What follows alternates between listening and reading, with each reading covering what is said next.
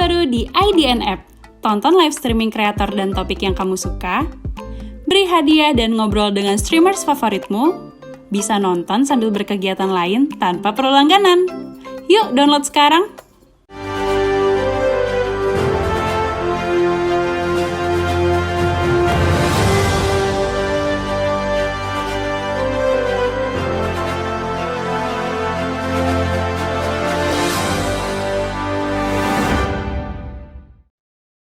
Halo Sobat Milenial, kalian sedang menyaksikan program Top News by ADN Times bersama saya Gilang Pandutanaya.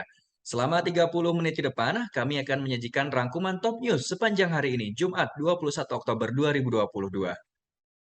Kita awali Top News hari ini dengan informasi terkait kematian misterius yang menjangkit pada ratusan anak yang diduga karena gagal ginjal akut yang diakibatkan oleh obat sirup yang beredar di pasaran. Kini pemerintah BPOM merilis berbagai merek obat sirup yang diduga menjadi pemicu gagal ginjal akut. Berikut kita simak informasi selengkapnya. Badan Pengawas Obat dan Makanan merilis daftar nama 5 produk obat sirup yang mengandung bahan etilen glikol dan dietilen glikol. Diketahui, kandungan EG dan DEG tersebut diduga menjadi penyebab kemunculan gagal ginjal akut misterius yang menjangkit ratusan anak yang sedang terjadi dalam kurun waktu beberapa belakangan ini. Melansir dari siaran tertulis yang disampaikan BPOM kepada tim IDN Times, bahwa hasil sampling dan pengujian terhadap 39 batch dari 26 sirup obat hingga 19 Oktober menunjukkan adanya kandungan cemaran EG yang melebihi ambang batas pada 5 produk. Produk tersebut diantaranya Thermorex Sirup, Florin DMP, Uni Baby Coach, Uni Baby Demam, dan Uni Baby Demam Drops. Namun, setelah munculnya rilis yang disampaikan oleh BPOM, PT Konimek buka suara setelah salah satu produknya, Thermorex Sirup, disebut mengandung EG dan DEG. Chief Executive Officer PT Konimek, Rahmadi Joseph, menegaskan bahwa produknya sudah memastikan bahan baku yang digunakan memenuhi persyaratan sesuai buku standar obat yang dikeluarkan Badan Resmi Pemerintah Farmakop. Sementara itu, Kementerian Kesehatan telah mengeluarkan surat edaran meminta semua apotek untuk tidak menjual obat sirup anak-anak. Serta Kemenkes juga mengimbau dokter untuk tidak memberikan obat sirup kepada pasien anak-anak, tapi menggantinya dengan obat tablet guna mencegah gangguan ginjal akut. Berikut kita simak pernyataan juru bicara Kementerian Kesehatan Muhammad Syahril. Obat-obat selain cair dan sirup itu dapat digunakan, ya, karena komponen yang membuat sirup itulah yang diduga seperti halnya di negara yang saya sebutkan tadi. Jadi silakan nanti para dokter, tenaga kesehatan bisa menggunakan ya obat penurun panas, ada yang bersifat tablet, ada yang bisa dimasukkan melalui kanal atau suppositoria dan melalui injeksi. Ya, Mbak. Ya, baik. Mungkin rasanya pertanyaannya hampir semua mirip ya. Kalau mungkin yang tadi ada terkait dengan Badan POM mungkin bisa ditanyakan langsung dengan Badan POM. Saya rasa bisa dicukupkan ya Dr. Syahril. Saya coba lihat ke atas lagi apakah ada lanjut. Itu ada bagus tuh. Kenapa kematiannya tinggi mungkin bisa dijawab. Boleh, silakan Pak Syahril. Ya, jadi begini. Ginjal ini kan apabila terjadi gangguan, karena ginjal ini kan sebagai pusat metabolisme ya, pusat metabolisme sangat organ sangat penting. Nah, apabila dia terjadi, maka ini akan mengganggu metabolisme dan gangguan metabolisme ini akan menyebabkan organ lain terganggu juga. Nah, untuk itu kita boleh sampai ke terganggu, tapi jangan sampai gagal. Gagal ginjal itu artinya apa? Ginjal itu tidak bisa lagi melakukan aktivitasnya sebagai alat metabolisme tubuh. Ya, itu ditandai dengan apa? Ditandai dengan frekuensi kencing, kemudian jumlah urin juga sangat sedikit. Bahkan kalau betul-betul terjadi yang kerusakan lebih berat, maka tidak terjadi produksi air kencing atau urin itu. Nah, itu yang tadi tingkat kematiannya tinggi, itu dikarenakan tadi dia sudah masuk ke dalam fase itu. Makanya pada saat ini kita sampaikan himbauan kepada masyarakat, pada tenaga kesehatan untuk lebih waspada. lebih cepat melakukan tindakan apabila ada gejala-gejala yang saya sebutkan tadi, yaitu frekuensi kencing, kemudian jumlah kencingnya itu sangat menurun. Dan bisa disertai dengan demam, diare, mual, batuk, maupun pilek. Tapi tidak selalu ya. Demikian, Mbak. Sedangkan dari hasil liputan tim jurnalis IDN Times, peredaran obat sirup yang diduga menjadi penyebab kematian ratusan anak karena gangguan ginjal akut, beberapa apotek sudah tidak menjualnya lagi. Seperti apakah hasil liputan dari tim IDN Times di lapangan? Berikut kita simak informasi selengkapnya. Setelah menelusuri beberapa apotek di daerah Tangerang Selatan, apotek yang kami jumpai ternyata sudah tidak menjual obat-obatan sirup yang diduga mengandung EG dan juga DEG. Hal ini pun sebelumnya disampaikan oleh BPOM setelah pihaknya merilis 5 produk obat sirup yang memiliki ambang batas yang lebih dalam kandungan cemaran EG. Dari 2 apotek yang kami jumpai, mereka menahan penjualan obat sirup jenis Thermorex dan Unibaby yang sebelumnya terdapat pada stok penjualan. Keputusan ini pun diambil hingga nantinya pemerintah mengeluarkan kebijakan baru terkait peredaran obat sirup yang saat ini masih dalam proses penyelidikan. Kita beralih ke informasi berikutnya, Sobat Milenial. Pengadilan Tinggi menjatuhkan vonis kepada Presiden Joko Widodo terkait pencemaran udara di DKI Jakarta. Gugatan ini pun dimenangkan oleh warga yang tergabung dalam Citizen Lawsuit Pencemaran Udara Jakarta. Vonis dijatuhkan kepada Presiden Joko Widodo oleh Pengadilan Tinggi usai gugatan yang disampaikan oleh puluhan warga yang tergabung dalam Citizen Lawsuit Pencemaran Udara Jakarta atau CLS Udara. Gugatan atas pencemaran udara Jakarta dilayangkan sejak 4 Juli 2019 silam dengan tergugat Presiden Jokowi, Menteri Lingkungan Hidup dan Kehutanan, Menteri Kesehatan, Menteri Dalam Negeri, Gubernur DKI Jakarta, Jawa Barat hingga Banten. Sedangkan pada 16 September 2021, Pengadilan Negeri Jakarta Pusat menyatakan 5 dari 7 tergugat telah melawan hukum dan menghukum para tergugat untuk menjalankan 9 poin putusan hakim sebagai upaya untuk mengendalikan pencemaran udara Jakarta. Sedangkan tim advokasi warga, Jenny menilai, dibandingkan dengan kasasi, menurutnya akan lebih bijaksana bagi pemerintah jika memanfaatkan waktu yang ada untuk memperbaiki sistem pengendalian udara bersih di ibu kota. Informasi berikutnya datang dari Malang, Sobat Milenial. Korban meninggal tragedi Kanjuruhan kembali bertambah. Pemuda asal Kecamatan Sumber Pucung, Kabupaten Malang, menghembuskan napas terakhir pada pagi tadi. Ia pun tercatat menjadi korban ke-134 pasca tragedi maut Kanjuruhan. Reivano Dwi Afriansah meninggal dunia usai menjalankan perawatan selama 20 hari. Pemuda 17 tahun tersebut menghembuskan nafas terakhir pada pukul 6.45 pagi tadi. Ia menjadi korban ke-134 dalam tragedi Stadion Kanjuruhan pada 1 Oktober silam, usai pertandingan antara Arema FC melawan Persebaya Surabaya. Kepala Bidang Pelayanan Medik RSSA, Dr. Iwayan Agung, menyampaikan bahwa kondisi pasien merupakan rujukan dari RS Hasta Huasada ke Panjen dengan kondisi tidak stabil saat dibawa ke RSSA. Sebelumnya, selama proses perawatan di RSSA, Reivano tidak pernah lepas dari ventilator yang terpasang pada dirinya. Namun, setelah berjuang selama 18 hari di ICU RSSA, Reivano harus pergi untuk selamanya. Ketua Umum PSSI Muhammad Iriawan dan Wakil Ketua Umum Iwan Budianto menjalani pemeriksaan sebagai saksi dalam tragedi Kanjuruhan selama 5 jam di Ditreskrimum Polda Jawa Timur. Dalam pemeriksaan tersebut, Iwan dicecar 70 pertanyaan. Berikut kita simak informasi selengkapnya. Iwan Bule diperiksa sejak pukul 1 siang hingga 6 sore pada hari Kamis kemarin dalam melanjutan penyelidikan kasus yang terjadi pasca tragedi Kanjuruhan yang menewaskan 134 orang. Seusai pemeriksaan, Iwan Bule tak menjelaskan mengenai apa yang menjadi pokok selama proses pemeriksaan tersebut. Ia justru membeberkan alasan soal penundaan pemeriksaan dirinya yang seharusnya dilakukan pada Selasa kemarin.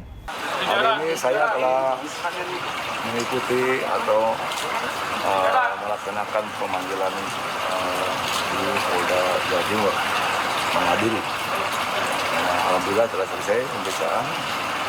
Mohon maaf kami kemarin panggilan pertama tidak bisa hadir karena ada kegiatan di Kuala Lumpur, ada rapat JIC dan FIBA. Nanti untuk materi silakan nanya ke juru bicara saya. Ada berapa pertanyaan, Pak Iwan? Terima kasih ya. Malam.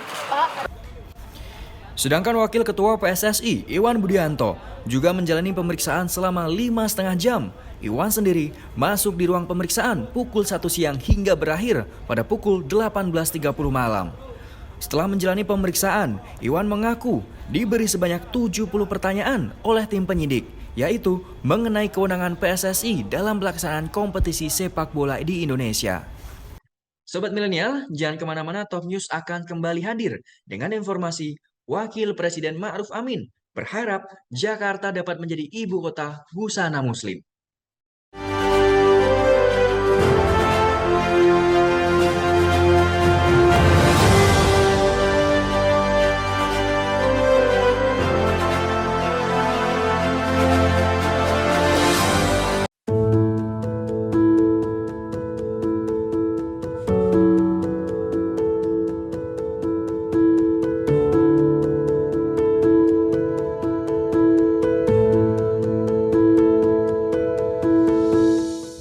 Halo teman-teman community creator semua, kalian apa kabarnya nih? Nggak kerasa ternyata Indian Times Community udah menginjak usia yang ke-5 tahun. Terima kasih buat teman-teman writer yang udah setia menemani kami selama 5 tahun ini.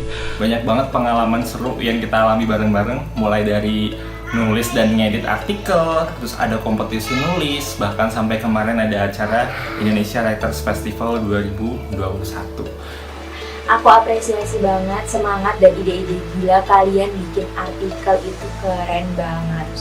Tanpa kalian semua, pastinya Indian Times Community nggak bisa sampai di sini loh. Terima kasih karena kalian sudah bersumbangsi dalam upaya mencerdaskan kehidupan bangsa melalui tulisan kalian. Tulisannya semakin berwarna karena kalian. Terima kasih untuk pertanyaan, keluh kesah, cerita yang dibagikan, saran, kritik, dan masukannya untuk IDN Times Community. Karena pesan dan kepedulian dari teman-teman ini juga lah IDN Times Community bisa sampai sejauh ini. Jadi kita bisa berbagi ilmu, terus bisa saling belajar. Jadi jangan mikir kalau komuter saja yang belajar, editor juga belajar banyak kok dari kalian. Jangan patah semangat saat tulisan kalian direvisi atau di-reject. Belajar menulis kadang memang butuh waktu yang tidak singkat. Ingat, what doesn't kill you makes you stronger. Kami harap teman-teman community writer semua masih terus berjalan bersama kami ke depannya. Teman-teman community writers IDN Times dimanapun kalian berada, tentu kita bersyukur bahwa kalian sudah menemani kami semuanya di IDN Times community writers selama 5 tahun terakhir. 2 tahun terakhir ini memang luar biasa berat, pandemi COVID. Mungkin di antara kita ada yang sangat sulit ya, tetapi saya tahu lewat menulis, menuangkan kreativitas, ini bisa menjadi salah satu upaya untuk tetap bersemangat bersama ya. Semoga kita bisa pulih bersama dan ternyata kreativitas dan tulisan-tulisan itu menginspirasi dan menemani pembaca dari IDN Times, khususnya community writers. Jadi mari kita bersyukur dan mari kita pulih bersama, pulih lebih kuat. Selamat ulang tahun ke-5 untuk IDN Times Community. Let's create what matters.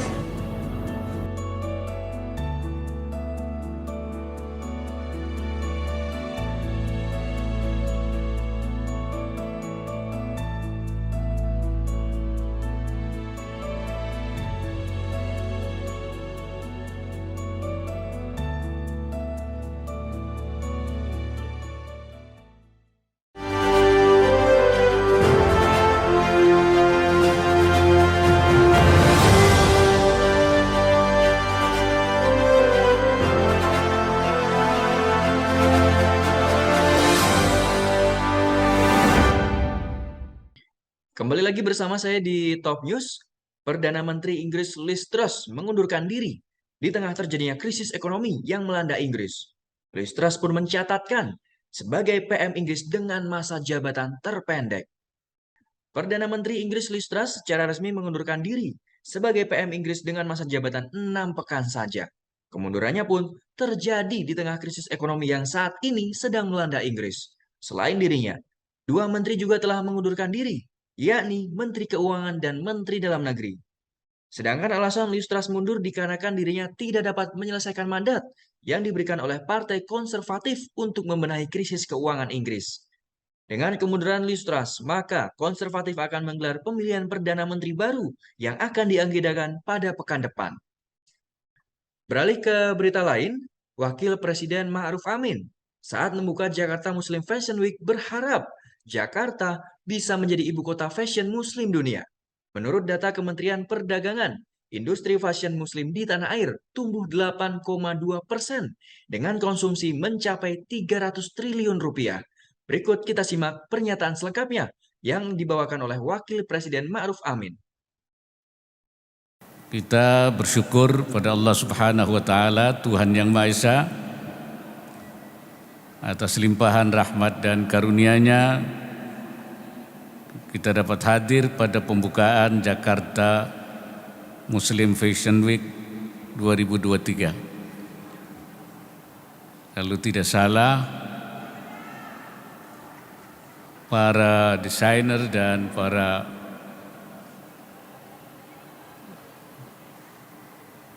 pegiat bisnis fashion ini pernah bertemu di kediaman saya untuk merancang acara ini, yaitu Jakarta Muslim Fashion Week 2023 pada bulan Maret yang lalu.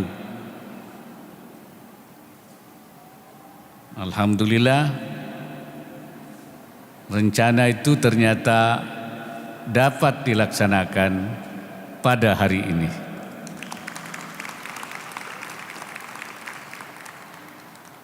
Sebagaimana kita ketahui, bisnis fashion muslim adalah bisnis yang hidup, bernilai besar, memiliki prospek yang cerah. Itulah mengapa bisnis ini kian menarik perhatian banyak negara, bahkan negara yang penduduk muslimnya pun sangat sedikit. Tahun 2016-2017, pengeluaran wanita muslim global untuk fashion mencapai 44 miliar US dollar. Pada tahun 2024, belanja fashion konsumen muslim global diestimasi akan mencapai 311 miliar dolar. Di dalam negeri, industri fashion muslim juga menunjukkan perkembangan yang membahagiakan. Tahun 2021, industri ini tumbuh 18,2%, dengan total konsumsi mencapai 300 triliun. Tidak hanya itu, ekspor fashion muslim juga meningkat signifikan, 12,5%. mencapai 4,6 miliar US dollar pada tahun 2021. Menyadari peluang dan potensi yang kita miliki sebagai negara berpenduduk muslim terbesar di dunia, sudah sewajarnya jika kita memiliki visi menjadi pusat fashion muslim global. Apalagi populasi muslim dunia akan terus bertumbuh pada tahun 2030 hingga 26% penduduk bumi, dan diperkirakan pada tahun 2030 26% penduduk bumi itu beragama Islam. Selain itu, pegiat fashion pasti memahami bahwa pengakuan akan keberagaman adalah fenomena global yang semakin diterima oleh masyarakat dunia. Itulah mengapa desainer terkemuka Barat tertarik mengadaptasi karya fashion mereka untuk klien di negara-negara Timur Tengah. Misalnya, salah satu merek produk olahraga terbesar dunia tidak ragu meluncurkan produk hijab olahraga yang kemudian dikenakan oleh atlet Olimpiade asal Amerika. Oleh karena itu, saya mengapresiasi gerak cepat Bapak dan Ibu sekalian untuk merebut peluang dan kesempatan sekaligus mempersiapkan masa depan bangsa Indonesia sebagai pusat halal dunia. Jakarta Muslim Fashion Week adalah salah satu ikhtiar untuk memajukan industri fashion Muslim Indonesia.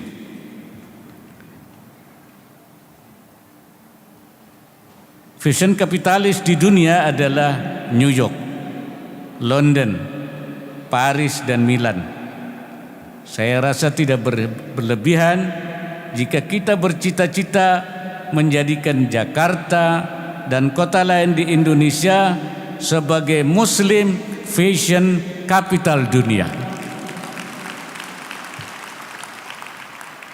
Seperti halnya kerja kita di bidang lainnya, memajukan industri fashion Muslim Indonesia adalah kerja bersama, melibatkan pemerintah, pengusaha, desainer, pesohor, termasuk atlet yang dapat turut mempromosikan produk fashion hijab milik kita di ajang olahraga internasional. Hadirin yang berbahagia, wastra Nusantara seperti batik, tenun, dan songket memiliki keindahan yang unik dan dapat menjadikan fashion Muslim Indonesia berbeda dari produk fashion Muslim negara lain. Keindahan wastra Indonesia mendapat pengakuan luar biasa dengan digunakannya tenun endek asal Bali dalam koleksi rumah mode Dior pada tahun 2021. Tentunya kita bangga menggunakan kekayaan bangsa kita sendiri dalam produk-produk fashion kita. Ayo, gunakan fashion Nusantara yang beragam dari seluruh provinsi agar kain-kain kita makin mendunia, dan ini juga sekaligus akan melindungi kekayaan budaya kita agar tidak punah dan tidak mudah diklaim oleh bangsa lain. Seluruh modal yang kita miliki tersebut harus dioptimalkan untuk memajukan dunia fashion Muslim Indonesia yang menuntut kreativitas, inovasi, kolaborasi, dan strategi yang disusun berdasarkan riset dan pengetahuan. Harapan saya, penyelenggaraan Jakarta Muslim Fashion Week mampu meningkatkan kesadaran akan potensi besar bisnis fashion Muslim sehingga seluruh pemangku kepentingan semakin peduli untuk memajukan industri ini. Saya juga berharap penggunaan pakaian Muslim produk dalam negeri semakin marak, terutama juga produk-produk dari UMKM. Kepada Kementerian Perdagangan, saya titip agar menggiatkan promosi produk fashion Muslim Indonesia. Tadi saya sudah dengar, sudah ada langkah-langkahnya, termasuk juga fashion olahraga. Pesan ini juga saya titipkan untuk kantor-kantor perwakilan kita di luar negeri. Sobat milenial, jangan kemana-mana, Top News akan kembali dengan informasi. Ibu Iriana Jokowi kunjungi lapas perempuan di Jambi. IDN Programmatic OOH is the first internet and GPS-connected out-of-home media platform.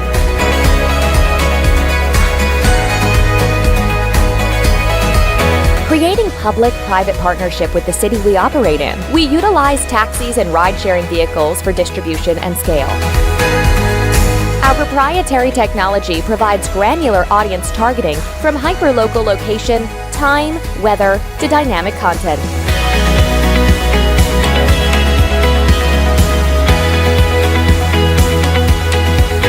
We bridge your digital life to real life.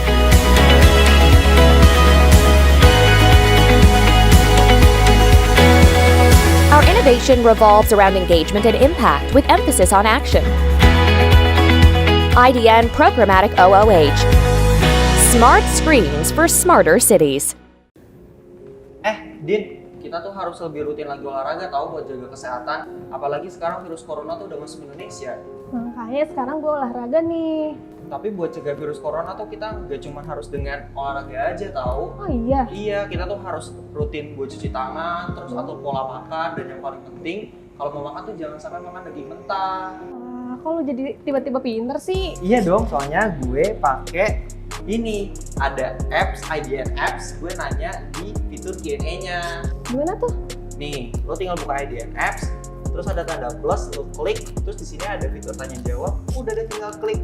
Nah, lo tinggal masukin pertanyaan lo di sini. Jadi tuh kita bisa interaksi sama pembaca yang lain? Iya, lo bisa interaksi di sini, lo bisa nanya sekaligus bisa jawab pertanyaan-pertanyaan yang ada. Ntar deh gue download IDN apps-nya. Iya, pokoknya lo harus download karena semua ada di IDN.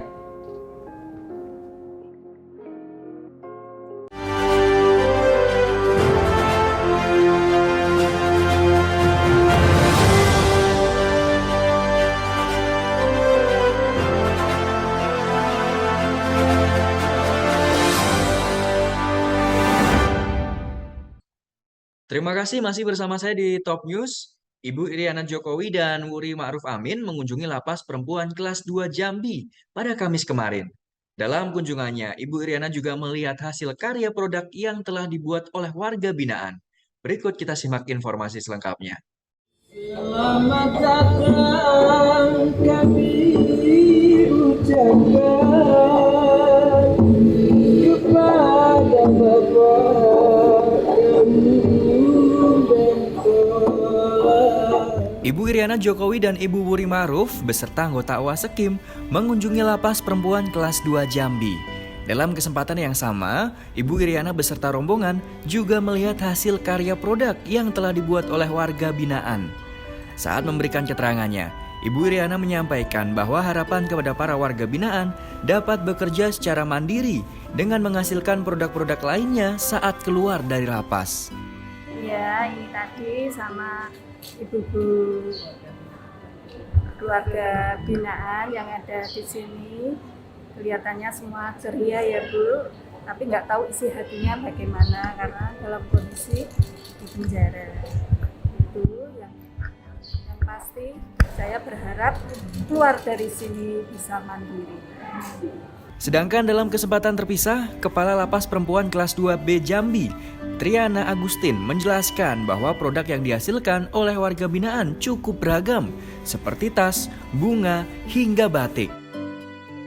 Kami juga sangat senang sekali atas kunjungan dari Ibu Negara, karena dengan ini Ibu Negara juga bisa melihat apa saja yang ada di dalam lapas perempuan kelas 2B Jambi khususnya.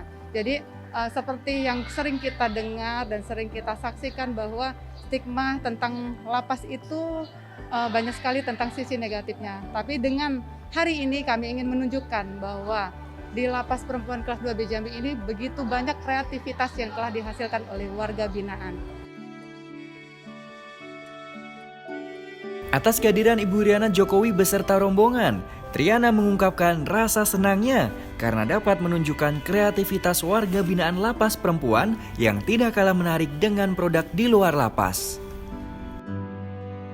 Kita ke berita terakhir Sobat Milenial. Timnas U19 yang sedang berada di Turki terus menjalani latihan dengan kerja keras. Selain berlatih skill, para pemain juga mendapat menu latihan beban.